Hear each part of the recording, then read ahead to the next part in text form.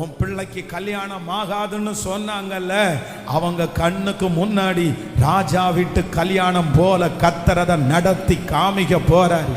உனக்கு குழந்தை பாக்கியம் கிடைக்காதுன்னு சொன்னாங்கல்ல, அவங்க கண்ணுக்கு முன்னாடி உங்களுக்கு ஒரு பிள்ளை அல்ல, கர்த்தர் பிள்ளைகளை கொடுத்து உங்களை ஆசீர்வதிக்க போறாரு. இந்த கடன்ல இருந்து இவன் வெளியே வரமாட்டான் அப்படின்னு சொன்னாங்கல்ல, அவங்க முன்னாடி நீங்க கடன் கொடுக்கிறவர்களாய் கர்த்தர் உங்க கையை ஆசீர்வதிக்கிறதுக்கு கர்த்தர் வல்லவராய் இருக்கிறார்.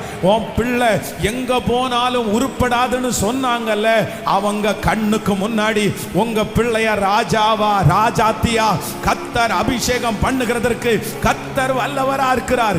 இந்த படுக்கையில கிடக்கிற வியாதியில கிடக்கிற இவன் எழும்ப மாட்டான்னு சொன்னாங்கல்ல, அவங்க அத்தனை பேருடைய கண்ணுக்கு முன்னாடியும் கர்த்தர் உங்களை பலப்படுத்தி உங்கள் சகல நோய்களில் இருந்தும் கர்த்தர் உங்களை